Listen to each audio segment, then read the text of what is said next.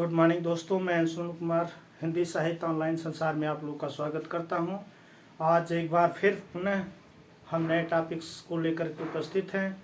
आज का हमारा टॉपिक्स होगा आदिकाल, क्योंकि हम लोग लेखन परंपरा में पढ़ा, नामकरण पढ़ा और हिंदी के पहले कवि के बारे में जानकारी लिया। और आज हम लोग एक बार फिर पुनः क्लास की तरफ रूबरू होते हैं और आज का हमारा टॉपिक्स रहेगा हिंदी साहित्य का आदिकाल। आदिकाल की शुरुआत कहाँ से हुई और आदिकाल में क्या क्या हो रहा था, आज हम उसके बारे में चर्चा करेंगे। कौन कौन से साहित्य लिखे जा रहे थे, कहीं प्रशस्त रचनाएं लिखी जा रही थी, कहीं श्रृंगार्तिक श्रीरंगता की रचना लिखी जा रही थी, कहीं युद्ध के बारे में वर्णन किया जा रहा था, कहीं भक्ति भावना का भाव का वर्णन किया जा रहा था। इन सारी चीज़ों का आज हम अध्ययन करेंगे अपने हिंदी साहित्य के आदिकाल में। आज का हमारा टॉपिक्स रहेगा आदिकाल। मित्रों, आप लोगों से मेरा एक छोटा सा रिक्वेस्ट है कि ज़्यादा से ज़्यादा लोग सब्सक्राइब करें, शेयर करें एंड कमेंट करें। आप लोग जितना ज़्यादा से ज़्यादा हो सकेगा, जितना ज़्यादा सपोर्ट हमारा करेंगे, जितने ज़्यादा हमारे मनोबल को बढ़ाएंगे, हम उतना ही अच्छा आप लोगों के सामने परफॉर्मेंस देंगे। और पूरा का पूरा हिंदी साहित्य टीजीटी पीजीटी लेवल का जितना भी पाठ्यक्रम है बिल्कुल मैं फ्री में यूट्यूब पर पढ़ाऊँगा। एक भी शुल्क आप लोगों से कोई नहीं। जो भी भाई बहन हमारे इलाहाबाद नहीं आ पा रहे हैं, सिर्फ हमारी वीडियो देख करके अपना नोट्स तैयार करें, नोट्स पढ़ करके प्रैक्टिस सेटल करें, उतना उन लोगों के लिए काफ़ी है। इसलिए आप लोगों से मेरा निवेदन है कि आप लोग ज़्यादा से ज़्यादा सब्सक्राइब करें, कमेंट करें और शेयर करें। आइए देर न करते हुए फिर से हम उसी कड़ी में क्लास की तरफ रूबरू होते हैं और हमारा आज का टॉपिक्स होता है आदिकाल। तो आइए आदिकाल को हम देखते हैं।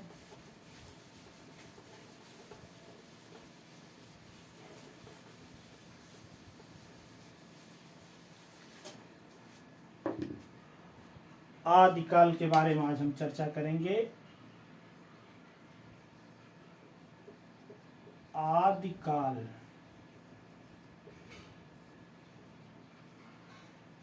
आदिकाल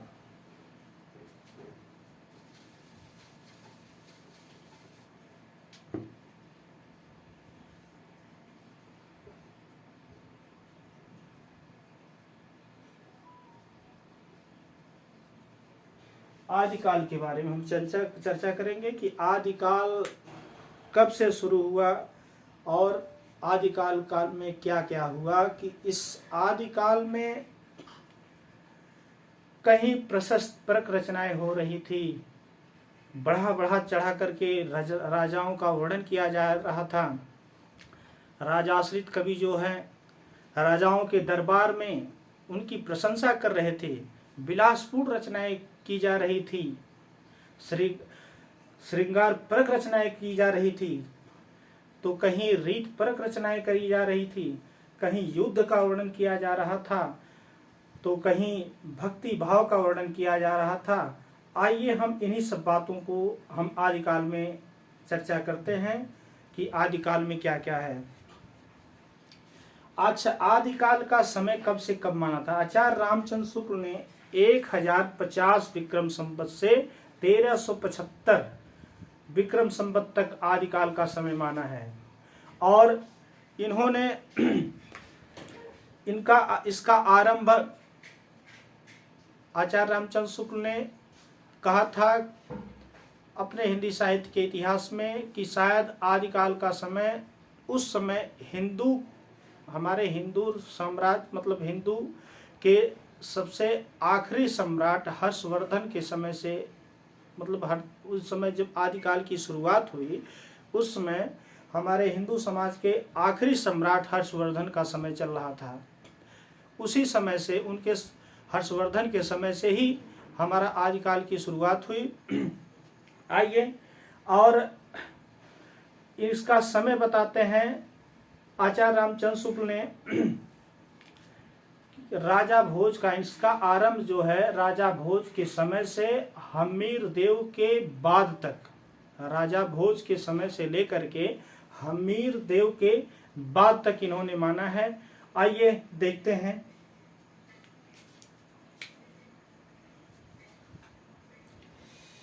आचार्य रामचंद्र शुक्ल के कथनों के आचार्य रामचंद्र शुक्ल ने क्या कहा है? हिंदी के आदिकाल व प्रारंभिक काल, हिंदी के आदिकाल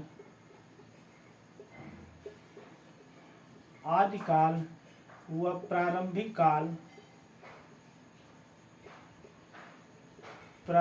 काल, आदिकाल व प्रारंभिक काल समय भारत में अंतिम है, मतलब आरंभिक है, सॉरी, हिंदी का आदिकाल व आरंभिक काल,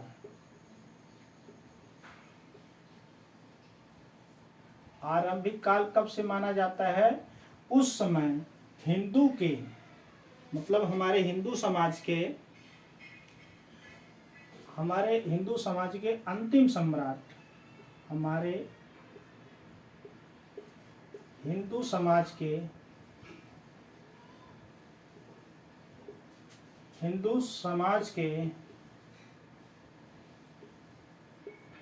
अंतिम सम्राट, क्या अंतिम सम्राट हर्षवर्धन कौन थे? हर्षवर्धन के समय से माना जाता है। हर्षवर्धन के समय से माना जाता है।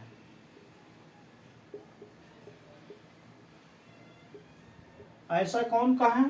आचार्य रामचंद्र शुक्ल ने कहा कि हिंदी काल का शुरुआत हमारे हिंदू साम्राज्य के अंतिम सम्राट हर्षवर्धन के समय से माना जाता है। आचार्य रामचंद्र शुक्ल और क्या कहते हैं? आइए आगे देखते हैं और क्या कहते हैं। आचार्य रामचंद्र शुक्ल आदिकाल का समय, आचार्य रामचंद्र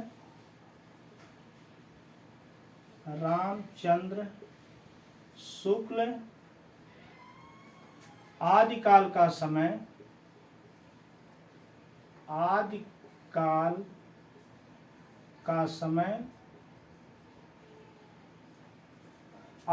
का समय राजा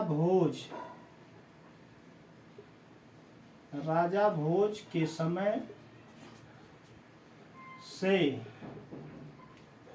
लेकर हमीर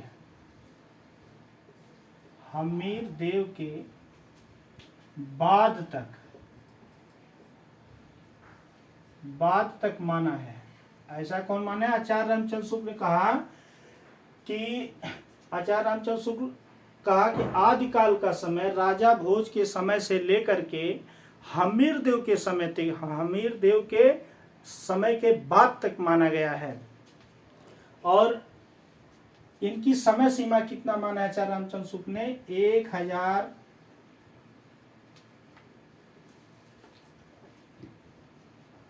तथा समय सीमा, मतलब समय उसका माना है 1050 से लेकर 1375 विक्रम संवत। कौन माना है? आचार्य रामचंद्र शुक्ल कहते हैं कि आदिकाल का समय राजा भोज के समय से लेकर के हमीर देव के बाद तक, और उसका कितना समय है? 1050 विक्रम संवत से लेकर 1375 विक्रम संवत तक इन्होंने माना है।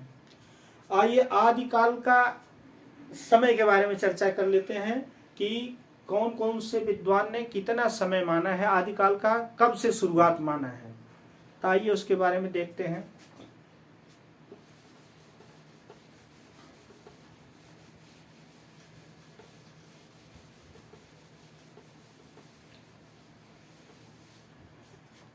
पहले हम जान लेते हैं कि प्राकृत की अंतिम ब्रह्म अवस्था। आचार्य रामचंद्र शुक्ल कहते हैं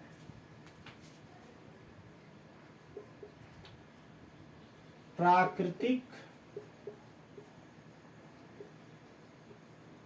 अपभ्रंश, क्या अपभ्रंश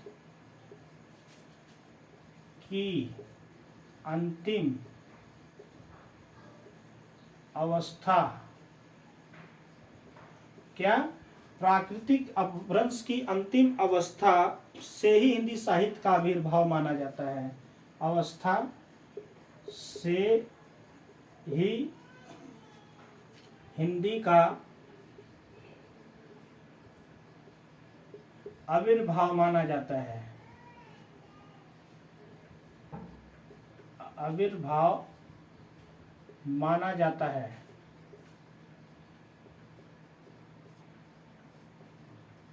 किसने कहा? आचार्य रामचंद्र शुक्ल ने कहा कि प्राकृतिक अपभ्रंश की अंतिम अवस्था से ही हिंदी का आविर्भाव माना जाता है, हिंदी साहित्य का। साहित्य लिख लीजिए तो अच्छा रहेगा। साहित्य,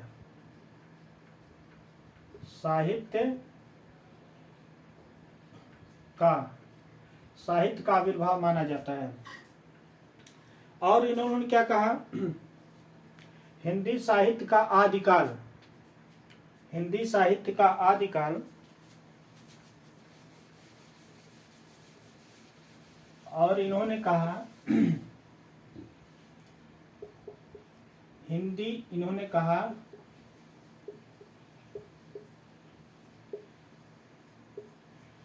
हिंदी साहित्य के आदिकाल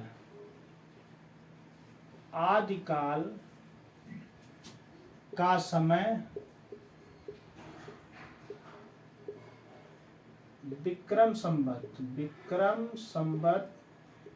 1050 से 1375 विक्रम संवत माना जाता है।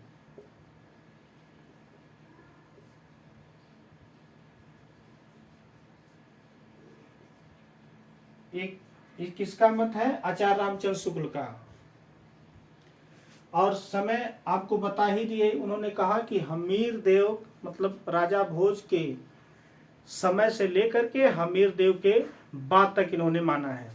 चलिए और क्या है इन्होंने कहा?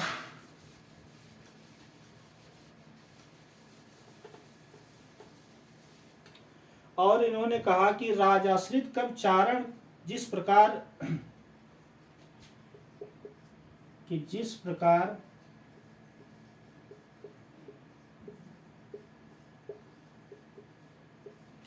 राजाश्रित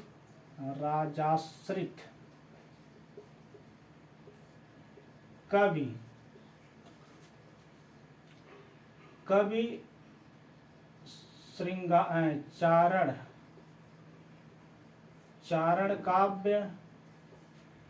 चारण काव्य श्रृंगार आदि के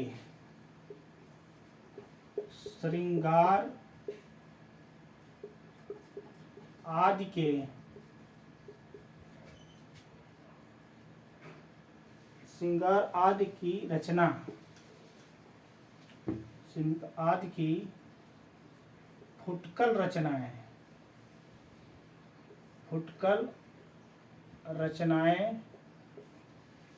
लिख रहे थे।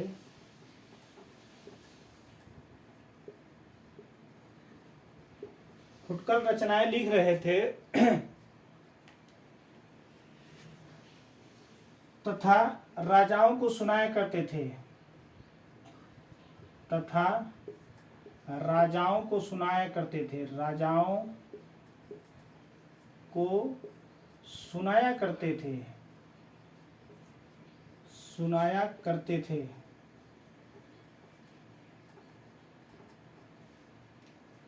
जैसा कि हमने पहले बताया ना कि उस समय राजाश्रित कवि क्या करते थे? प्रशस्त रचनाएं लिखते थे। राजाओं का वर्णन ऐसा बढ़ा चढ़ा के करते थे, चांद सूरज पर्वत से कर देते थे। उनके समझ में यही है कि राजा को इतना ऊपर चढ़ा दो कि राजा महाराजा हो जाए। बताइए। प्रशस्त परक रचनाएं ऐसे लिख रहे थे कि राजा तो उनको खुश होकर के असरफियां पैसे रुपए से उनको पूरा भर देते थे और उनको सिर्फ पैसा कमाना था।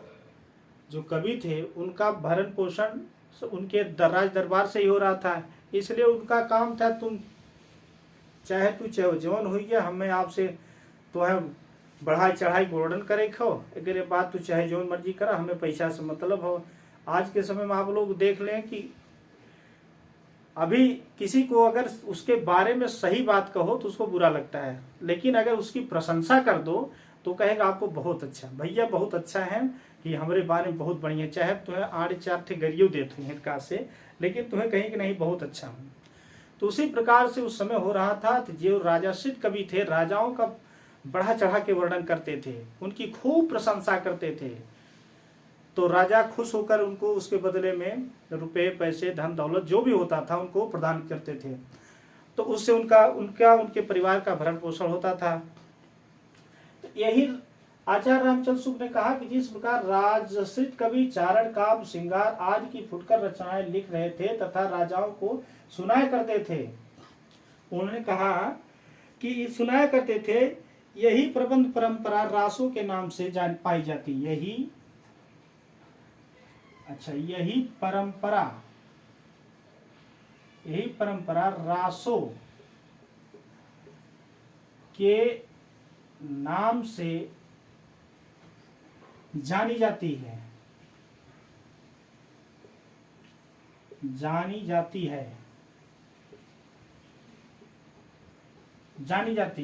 यही परंपरा क्या है? रासों के नाम से जानी जाती है, जिसे लक्ष्य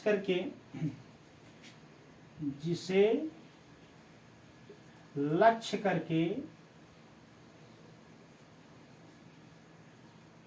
या जिसके आधार पर हमने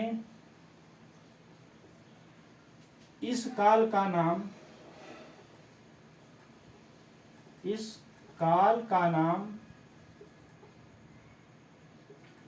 वीर गाथा काल रखा। वीर गाथा काल रखा। आज समझ में? आचार्य रामचंद्र शुक्ल कहते हैं कि यही परंपरा रासों के नाम से जानी जाती है, जिसे लक्ष्य करके हमने इस काल का नाम वीर गाथा काल रखा। तो रास का मतलब जिसमें आल्हा उदल जैसे वीरों का वर्णन, उसके लड़ाई का वर्णन किया जा रहा था, जो रासों के नाम से जानी जाती थी। वहीं पर श्रृंगार रस का वर्णन किया जाता था, वियोग श्रृंगार संयोग श्रृंगार का वर्णन किया जा रहा था। रासों में कई रासों हैं, जैसे बीसल देव रासो, परमाल रासो, अपना परमाल जैसे रासों पर उसमें जगनिक ने लिखा है, देखो कभी डिंगल और बिंगल भाषा में, टिंगल और पिंगल भाषा में लिखा जा रहा था। डिंगल भाषा में डिंग जिसे बहुत बढ़ा चढ़ा करके किसी के बारे में कह देना। कभी कभी गांव में आप लोगों ने देखा होगा ना, जो अलहैत होते हैं, अलहैत आते हैं ना, तो कैसे बढ़ा चढ़ा करके आल्हा उदर के बारे में कैसे गाते हैं, खटर खटर तेगा बाजे और बजे तलवार, तो कैसे मतलब प्रशस्त परक रचनाएं मतलब इतनी बढ़ा चढ़ा करके वर्णन करते हैं कि आदमी सुनने में लग जाता है कि साला पूरा झूठे बोल रहा है। बताइए, कोई इंसान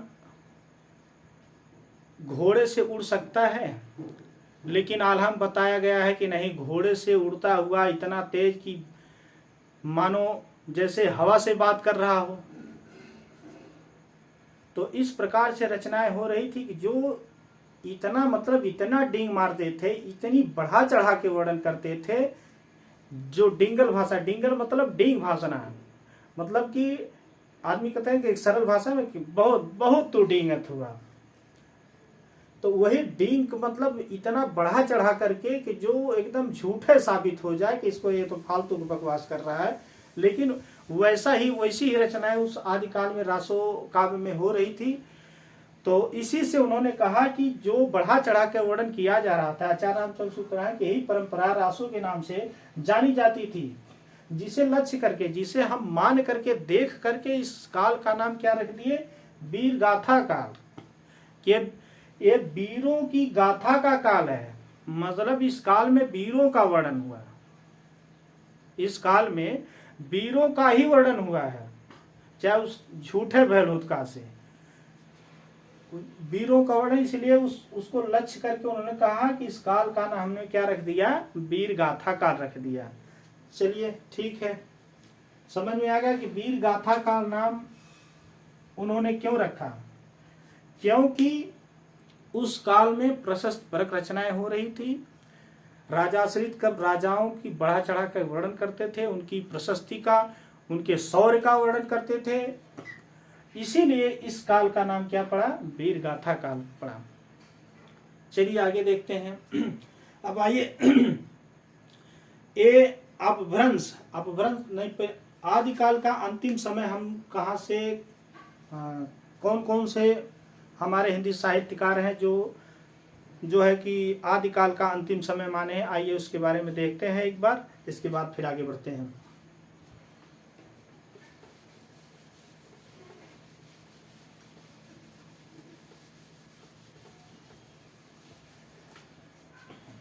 पहले आ जाते हैं ग्रियर्सन महोदय।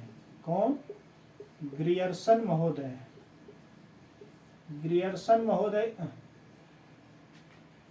ग्रियर्सन ने कितना समय माना है, ग्रियर्सन ने कहा कि 1400 ईस्वी, मतलब इसका आदिकाल का अंतिम समय कितना है, 1400।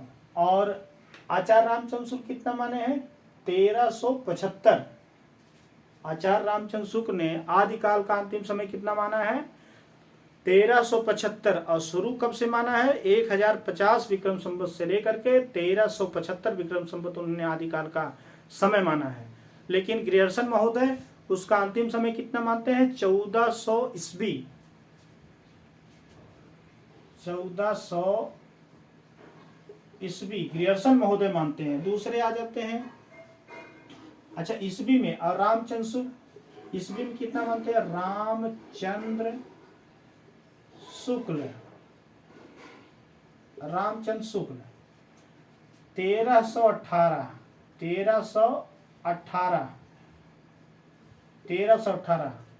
ईस्वी, मतलब 1375 में 57 घटा दो,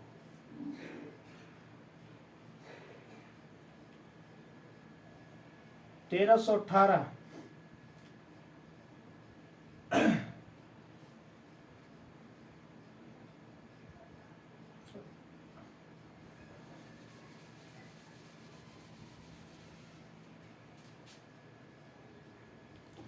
इन्होंने रामचंद्र शुक्ल ने ईस्वी में 1318 माना है, और मिस्र बंध क्या मैंने 1387। मिस्र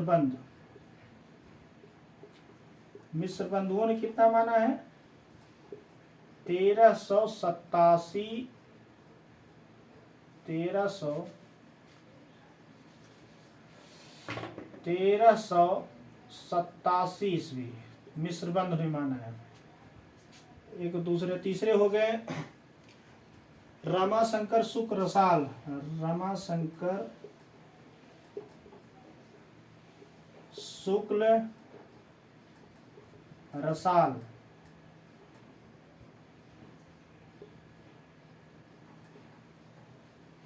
रमाशंकर शुक्ल रसाल ने कितना माना है, 1343 ईस्वी। अंतिम समय आदिकाल का क्या है, अंतिम समय इन्होंने क्या माना है, अंतिम समय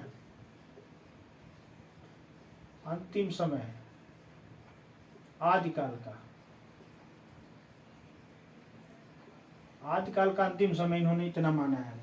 और आ जाते हैं हजारी प्रसाद द्विवेदी। हजारी प्रसाद द्विवेदी कितना माने हैं, हजारी प्रसाद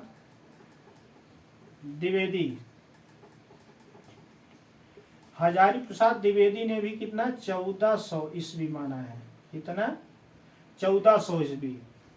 हजारी प्रसाद कितना माने हैं, 1400 ईस्वी। राम कुमार वर्मा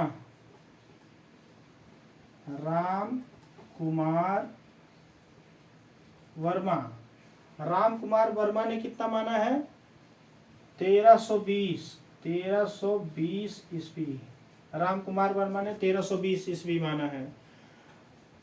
गणपति चंद्र गुप्त, गणपति चंद्र गुप्त, गणपति चंद्र गुप्त ने कितना माना है? 1350 ईस्वी, 1350 ईस्वी। इस प्रकार से इन्होंने आदिकाल का अंतिम समय माना है। ग्रियर्सन ने 1400 ईस्वी माना, रामचंद्र शुक्ल ने 1318 ईस्वी माना, और मिश्रबंध ने 1387 ईस्वी माना, रमाशंकर शुक्ल ने 1343 ईस्वी माना, हजारी प्रसाद द्विवेदी ने 1400 ईस्वी माना, और राम कुमार वर्मा ने 1320 ईस्वी माना, और गणपत चंद्र गुप्त ने कितना? 1350 ईस्वी माना। चलिए आगे देखते हैं।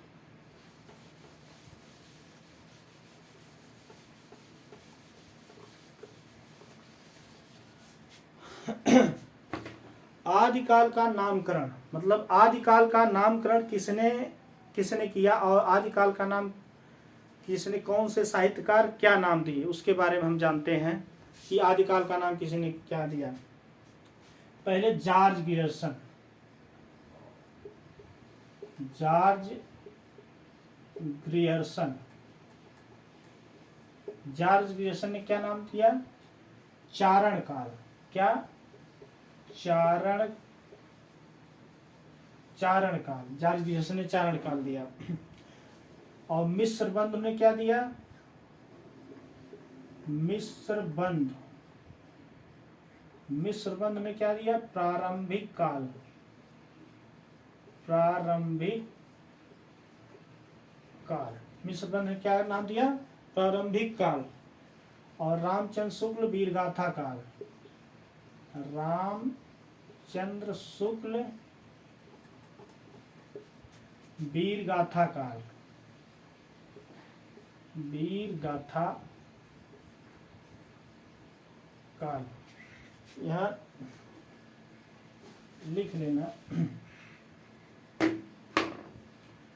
आदिकाल का नामकरण, आदिकाल का नामकरण, आदिकाल का किसने क्या नाम रखा था? अब जॉर्ज ग्रियर्सन ने चारण काल नाम रख दिया, मिश्रबंध ने प्रारंभिक काल नाम रख दिया, आचार्य रामचंद्र शुक्ल ने वीरगाथा काल नाम रख दिया। और महावीर प्रसाद द्विवेदी, महावीर प्रसाद द्विवेदी, महावीर प्रसाद द्विवेदी ने क्या नाम दिया? बीजोपन काल, बीजोपन काल।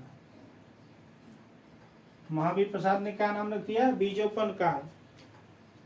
और राहुल सांकृत्यायन ने क्या नाम दिया? राहुल सांकृत्यायन, सांकृत्यायन ने क्या नाम दिया? सिद्ध सामंत काल, सिद्ध एवं सामंत काल, सामंत काल। इनका बहुत पूछता है, सिद्ध एवं सामंत काल। और विश्वनाथ प्रसाद ने, विश्वनाथ प्रसाद, इन्होंने क्या कह दिया? वीर काल, वीर काल। इन्होंने क्या नाम रख दिया? वीर काल। आइए इससे थोड़ा आगे चलते हैं।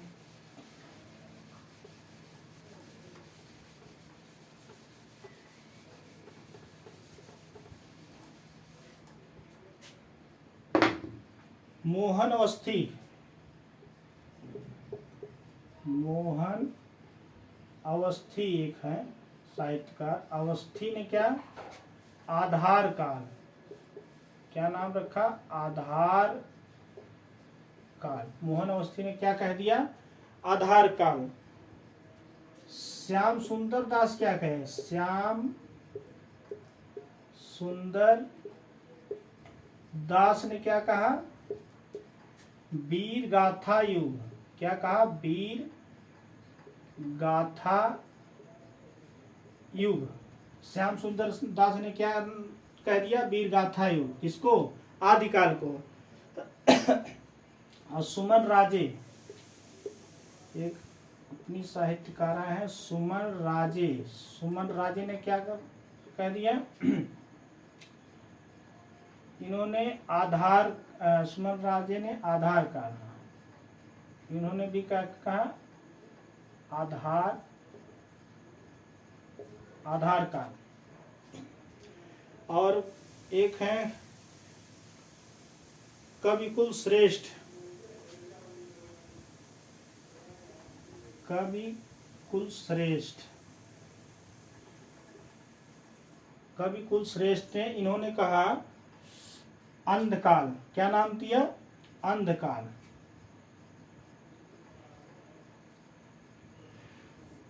कविकुल श्रेष्ठ ने कौन सा नाम दिया, अंधकाल। और एक आता है धीरेन्द्र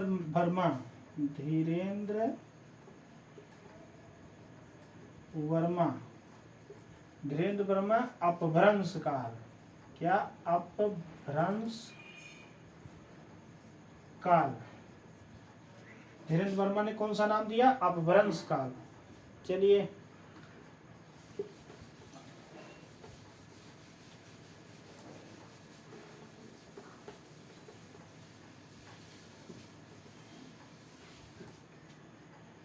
एक है राम खिलावन पांडे, इनका देखो बहुत इंपॉर्टेंट है, राम खिलावन पांडे।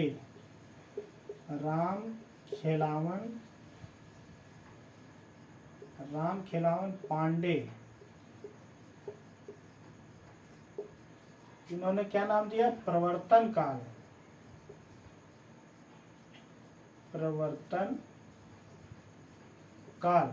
राम खिलावन पांडे ने क्या नाम दिया, प्रवर्तन काल या संक्रमण काल भी इन्होंने कहा, संक्रमण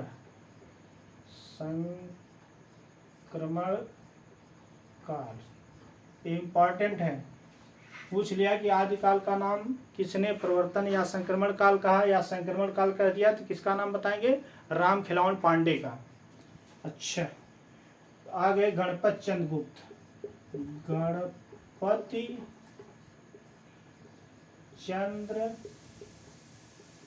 गणपत चंद्र गुप्त ने क्या नाम दे दिया, प्रारंभिक, मतलब प्रारंभिक काल या उन्मेष काल, प्रारंभिक या उन्मेष काल। किसने, गणपत चंद्र गुप्त ने क्या नाम दिया, प्रारंभिक या उन्मेष काल। और लास्ट रमाशंकर शुक्ल एक है, एक रमाशंकर शुक्ल, रमाशंकर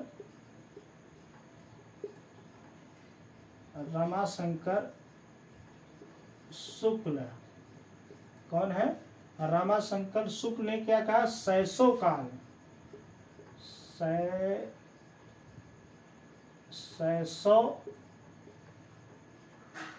काल, इंपॉर्टेंट है। रमाशंकर शुक्ल ने क्या कहा, सैसो काल कहा। ये हमारे साहित्यकार थे, इन्होंने अपने अपने तरीके से हिंदी साहित्य के आदिकाल का नामकरण इन्होंने किया।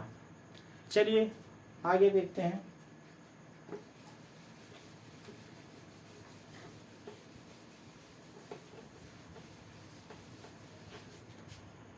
अब हम अपभ्रंश साहित्य के बारे में जानते हैं कि अपभ्रंश की शुरुआत कहाँ से हुई, अपभ्रंश शब्द कहाँ से शुरू हुआ। आइए हम उसके बारे में देखते हैं कि अपभ्रंश की शुरुआत कहाँ से हुई।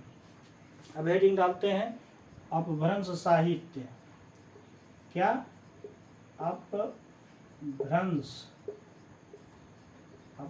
साहित्य, अपभ्रंश साहित्य। अब इसका समय आचार्य रामचंद्र शुक्ल ने जो है कि 500 से 1000 ईस्वी माना है। कितना, 500 से 1000 ईस्वी आचार्य रामचंद्र शुक्ल ने इसका समय माना है कि अपभ्रंश की शुरुआत कहाँ से शुरू हुई।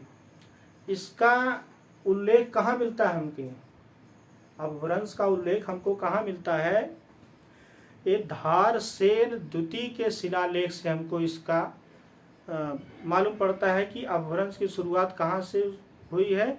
तो धारसेन द्वितीय के शिलालेख से हमको प्राप्त होता है अपभ्रंश साहित्य का पता।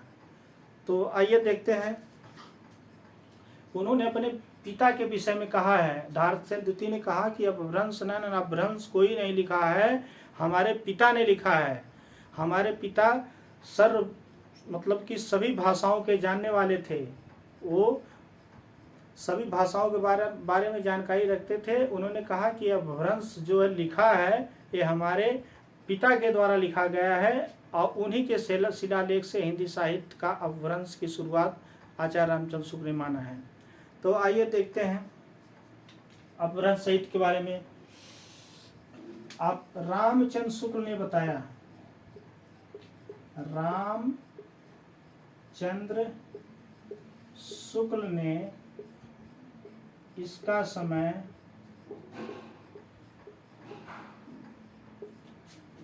500 से 1000 ईस्वी माना है तथा इसका पता हमें धारसेन द्वितीय मतलब धारसेन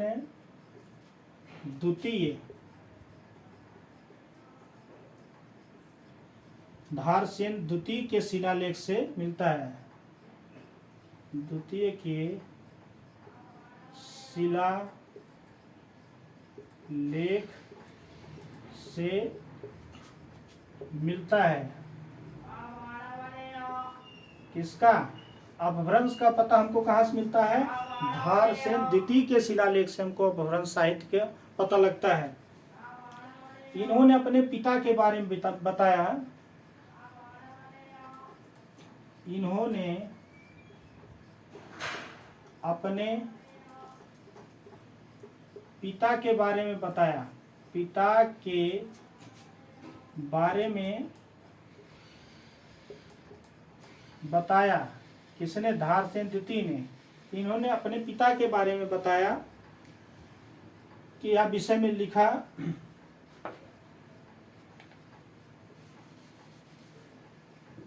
पिता के विषय में लिखा।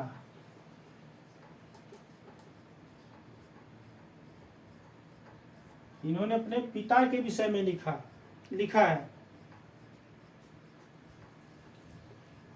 क्या लिखा है?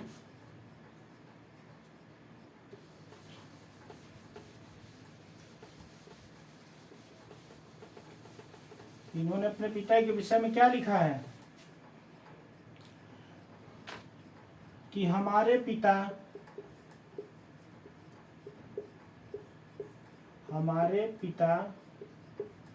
विविध है।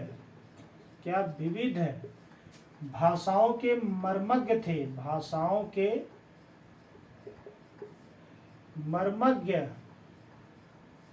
मर्मज्ञ थे कि हमारे पिता बहुत सारी भाषाओं को जानने वाले थे, भाषाओं के ज्ञाता थे। इन्होंने ऐसा लिखा। किसने? धारसेन द्वितीय ने लिखा कि हमारे पिता विविध भाषाओं के मर्मज्ञ थे, जानने वाले थे। उन्होंने ही अपभ्रंश का शुरुआत किया था। तो चलिए आगे देखते हैं। जिससे संस्कृत प्राकृतिक अपभ्रंश की शुरुआत होती है। जिससे संस्कृत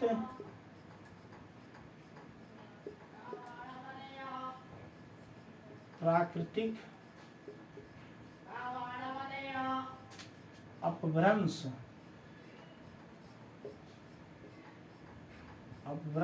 की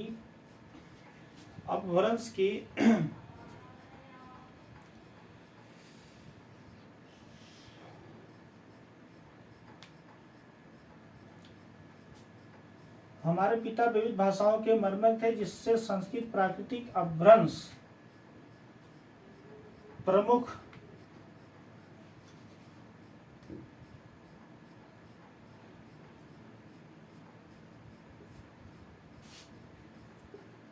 है। उसने कहा कि हमारे पिता विविध भाषाओं के मर्मज्ञ थे, जिसमें संस्कृत, प्राकृतिक और अपभ्रंश, ये 3 भाषाएं क्या थी? प्रमुख थी।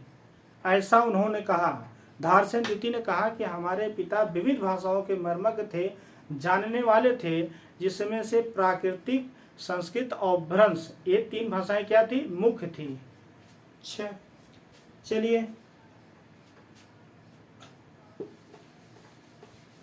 आगे देखते हैं। मजे के साथ पढ़ते रहिए, नोट्स बनाते रहिए, जब तक तोड़ेंगे नहीं तब तक छोड़ेंगे नहीं। बस यूट्यूब पर एकदम लगे रहिए। आप लोगों से मेरा रिक्वेस्ट है कि बहुत ज़्यादा से ज़्यादा सब्सक्राइब करें, शेयर करें और कमेंट करें। जो भी कमियां रहेगी मैं उसको सुधार करने का प्रयास करूंगा। लेकिन मित्रों, जान जाना कि जो प्रश्नोत्तरी सब चला रहे हैं यूट्यूब पर, उसके चक्कर में मत भागना, क्योंकि जब तक आप विस्तार से नहीं पढ़ेंगे आप लोगों को समझ में नहीं आया। आप कहाँ से प्रश्न बन रहा है, कहाँ से नहीं बना, आप समझ नहीं पाएंगे। तो इसलिए प्रश्नोत्तरी के चक्कर में न भागते हुए पहले हम अपने सिलेबस को कंप्लीट करें, उसको विस्तार से पढ़ें, तभी आप अच्छा कर सकते हैं। इसलिए आपसे निवेदन है कि कोई शुल्क नहीं, आप सिर्फ क्लास देखिए और अध्ययन करिए, नोट्स बनाइए, इसके बाद प्रश्नोत्तरी को हल कीजिए। क्योंकि जड़ का पता नहीं, आप तो ऊपर जाकर के धड़ाम से गिर जाएंगे। इसलिए उन चक्कर में न पड़िए, पहले आप अपने सिलेबस को कंप्लीट करिए। इसके बाद आप जब विस्तार से अध्ययन कर लेंगे तो आप सवाल कहाँ से बन रहा है, क्या पूछ रहा है, तो आपको पता लग जाएगा। जैसे अभी पूछ लिया जाए कि अपभ्रंश साहित्य पता कहाँ से लगता है, कहाँ से हुआ है, जान ही नहीं पाएंगे। लेकिन जो पढ़ा रहेगा वो बता देगा कि हाँ, अपभ्रंश साहित्य का आरंभ 500 से 1000 ईस्वी माना गया था। किसने माना है? आचार्य रामचंद्र शुक्ल ने माना है। उसने कहा है कि धारसेन, इसका पता कहाँ से लगा? धारसेन द्वितीय के शिलालेख से लगा। और धारसेन द्वितीय ने कहा कि हमारे पिता विविध भाषाओं के क्या थे? मर्मज्ञ थे, जिनमें संस्कृत, प्राकृतिक और अपभ्रंश 3 भाषाएं मुख्य थी। वो 3 भाषाएं के अच्छे जानकार थे, और जो नहीं पढ़ा रहेगा उसको नहीं पता है। तो इसलिए पहले विस्तार से पढ़िए और आप लोग ज़्यादा से ज़्यादा क्लास को शेयर करिए कि जितने लोग जुड़ेंगे, जितने लोग हमको देखेंगे, देख पा रहे हैं, सुन पा रहे हैं, तो हमारा हौसला उतना ही जारी होगा और आप लोगों के लिए हम उतना ही मेहनत से और उतने ही अच्छे से इस क्लास को दे पाएंगे। पूरा सिलेबस मैं आपसे बता रहा हूँ कि पूरा सिलेबस मैं 3 महीने में पूरा सिलेबस कंप्लीट करा दूंगा यूट्यूब पर। तो इसलिए आपसे निवेदन है कि आप लोग ज़्यादा से ज़्यादा सब्सक्राइब करिए, कमेंट करिए, और जो भी नहीं समझ में आ रहा, जो कमियां रह जा रही हैं, आप हमको कमेंट में बताइए, मैं उसको सुधार करने का प्रयास करूंगा। लेकिन इस बार चूकना नहीं है, इस बार चूकना नहीं है। जब तक तोड़ेंगे नहीं तब तक छोड़ेंगे नहीं। तो आइए देखते हैं।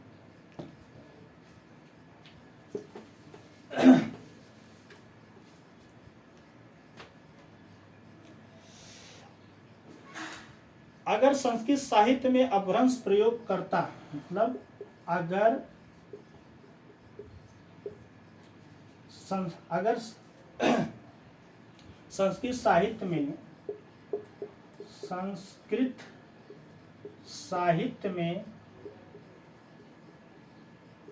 प्रयोग करता,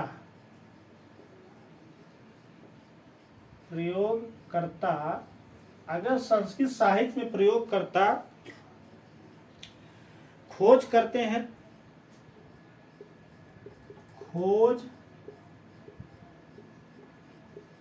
हैं तो पातंजलि, मतलब पतंजलि, किसको पाते हैं? पातंजलि को पाते हैं।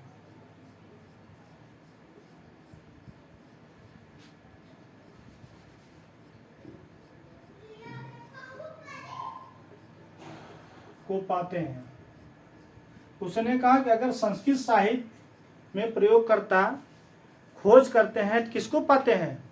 पातंजलि को पाते हैं कि इन्होंने संस्कृत साहित्य का आविष्कार किया है, संस्कृत को लिखा।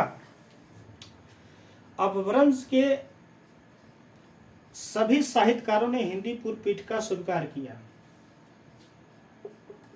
अपभ्रंश के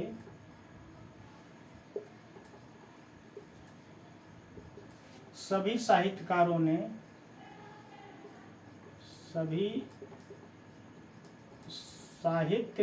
ने हिंदी पीठिका को क्या हिंदी पूर्व पीठिका को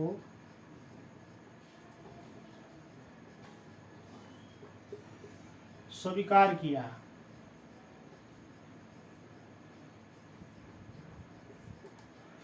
अपभ्रंश के सभी साहित्यकारों ने हिंदी पूर्व पीठिका को स्वीकार किया। अच्छा, चलिए आगे देखते हैं।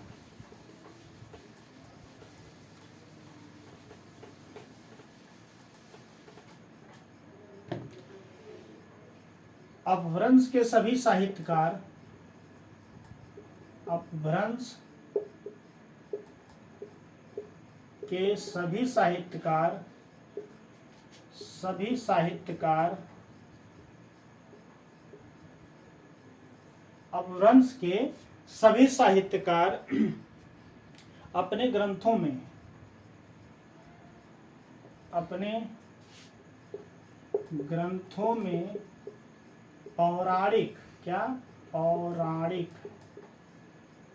अपने ग्रंथों में पौराणिक कथाओं को स्थान दिया। किसको स्थान दिया? अपभ्रंश के सभी साहित्यकारों ने अपने ग्रंथों में पौराणिक ग्रंथों को स्थान दिया। अपभ्रंश के सभी साहित्यकारों ने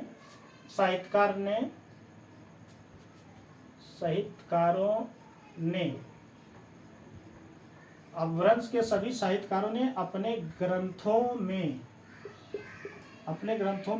पौराणिक ग्रंथों को स्थान दिया। अपभ्रंश के सभी साहित्यकारों ने अपने ग्रंथों में पौराणिक ग्रंथों को स्थान दिया। चलिए आगे देखते हैं।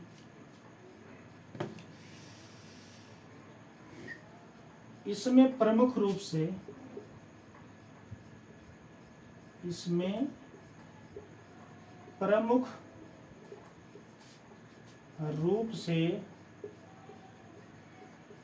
स्वयंभू द्वारा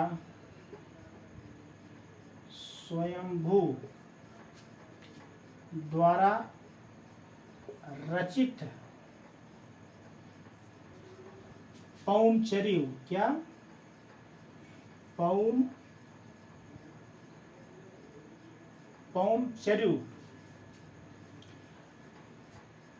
स्वयंभू द्वारा रचित पौमचर्यु, धनपाल, पुष्पदंत, राम सिंह, जोइन आज जितने भी थे, जैसे मान लीजिए हमने पौमचर्यु का नाम लिया, स्वयंभू द्वारा रचित पौमचर्यु, धनपाल लिखे हैं, जोइंद लिखे हैं, अब्दुल रहमान लिखे हैं, सभी लिखा। जैसे स्वयंभू ने क्या लिखा?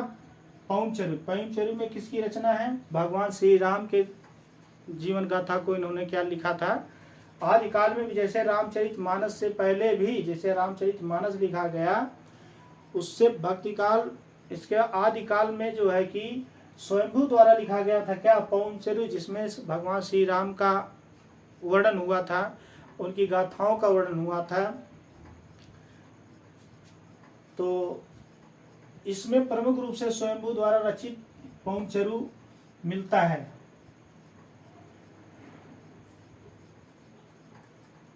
या हम जानते हैं, इसमें प्रमुख रूप से स्वयंभू द्वारा रचित पौमचर्यु मिलता है। ठीक है, आगे देखते हैं।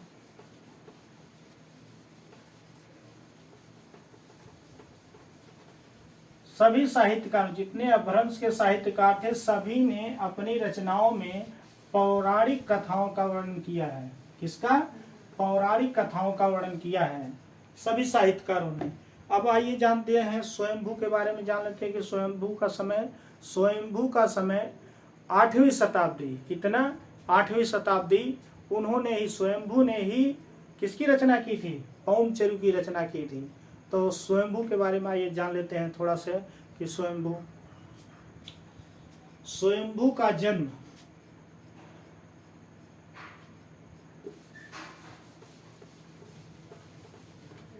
सॉरी, एक सेकंड हो गया।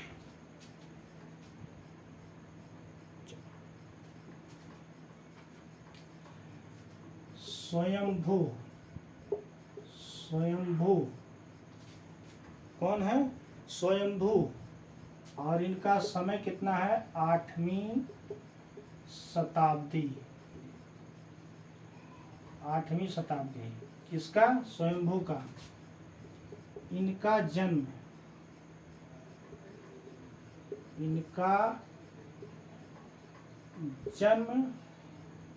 इनका जन्म जो है कि 783 ईस्वी। कितना? 783 ईस्वी कर्नाटक में। कहाँ? कर्नाटक में हुआ था। स्वयंभू का जन्म 8वीं शताब्दी में 783 ईस्वी कर्नाटक में हुआ था। किसका? स्वयंभू का। ये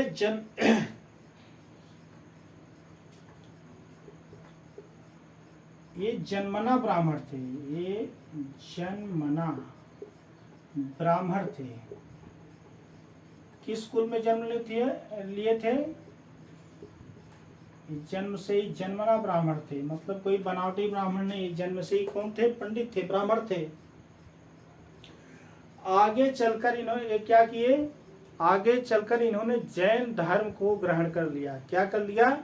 जैन धर्म को अपना लिया। और जैन धर्म कौन से होते हैं? उस दिन हमने अब बताया था, जैनाचार। जैन धर्म कौन से होते हैं? इन्होंने कि जैन धर्म को अपना लिया। जैनाचार वो होता है जो घर पर रह करके, वो कहते हैं वो श्रावक वाला हमने बताया ना कि श्रावकाचार कौन है? जो घर पर रह करके सब सुख भोग रहते हुए, घर पर रहते सभी सुखों का भोग करते हुए जैन धर्म अपना ले, उसको क्या कहते हैं? श्रावकाचार कहते हैं। तो जैन धर्म में ऐसा होता था, तो ये क्या किए? जैन धर्म इन्होंने अपना लिया। इन्होंने क्या किया? इन्होंने जैन धर्म को अपनाया। इन्होंने जैन धर्म को अपना लिया। जैन धर्म को अपना लिया। किसने? स्वयंभू ने। इन्होंने क्या? इन्होंने जैन धर्म को अपना लिया। इन्होंने क्या किया? जैन धर्म को अपना लिया। इसीलिए कुछ विद्वान स्वयंभू को परंपरा का प्रथम कवि भी माना। इसी प्रकार इसीलिए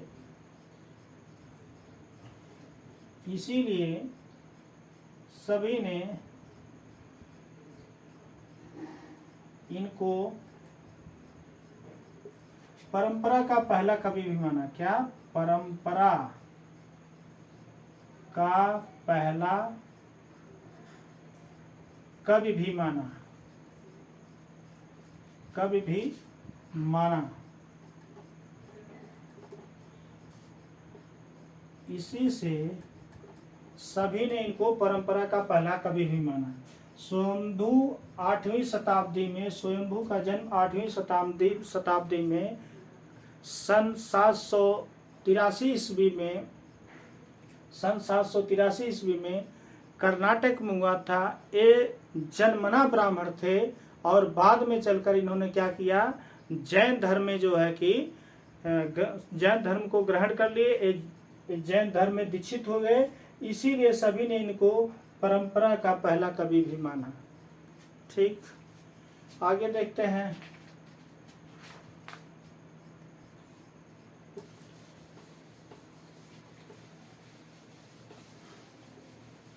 और इन्होंने अपनी रचना क्या लिखा? पौमचर्य लिखा, जिसमें भगवान श्री राम की जीवन लीला गाथा का वर्णन इन्होंने किया। इसी से इनको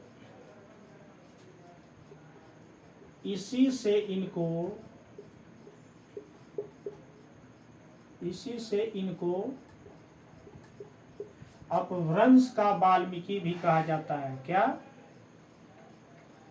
अपभ्रंश अपभ्रंश का वाल्मीकि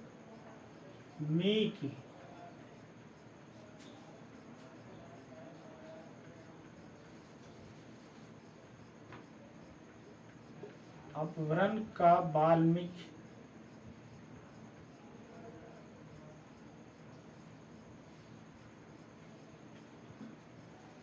अपभ्रंश का वाल्मीकि भी कहा जाता है, कहा जाता है। इसी से इनको क्या कहा जाता है? सॉरी, वाल्मीकि है यार, वाल्मीकि। इसी से इनको क्या कहा? वाल्मीकि भी कहा जाता है। किसको? स्वयंभू को। अपभ्रंश में इन्होंने अपभ्रंश में इन्होंने राम काव्य की रचना किया।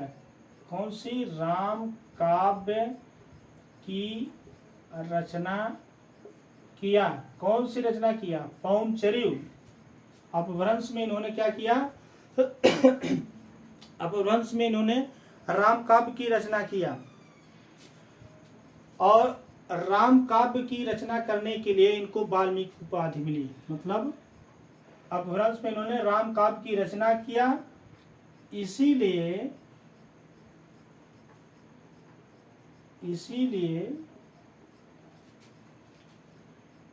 राम काव्य रचना के लिए, राम काव्य रचना के लिए इनको वाल्मीकि की उपाधि मिली। किसकी? वाल्मीकि की उपाधि मिली।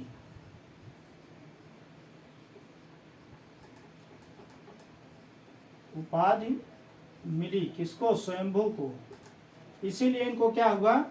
वाल्मीकि की उपाधि मिली, क्योंकि इन्होंने अपभ्रंश में राम काव्य की रचना किया, और इसी राम काव्य की रचना के लिए इनको क्या हुआ?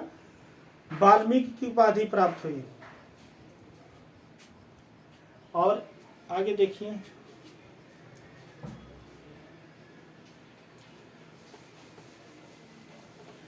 इनके जीवन की गूढ़ता,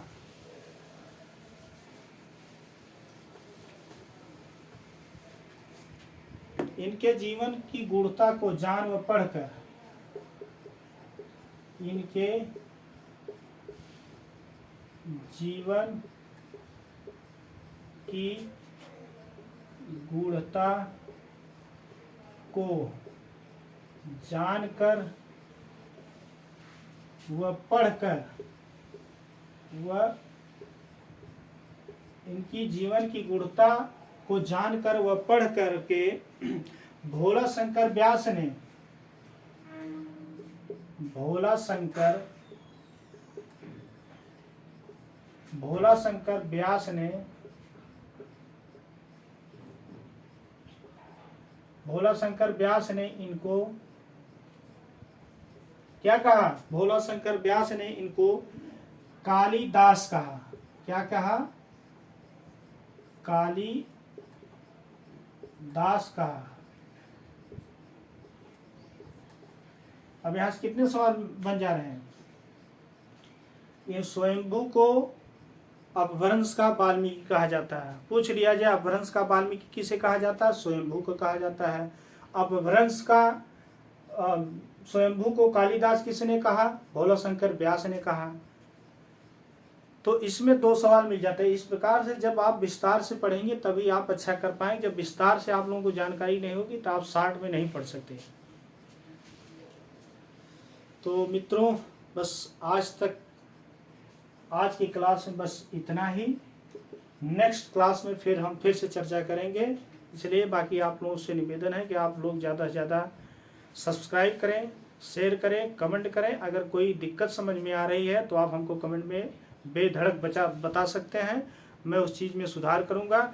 और आपसे मेरा फिर से कह रहा हूँ, बार बार निवेदन करता हूँ कि ज़्यादा से ज़्यादा लोग जुड़े, क्लास को शेयर करें, लाइक करें, कमेंट करें एंड सब्सक्राइब करें। जय हिंद, जय हिंदी।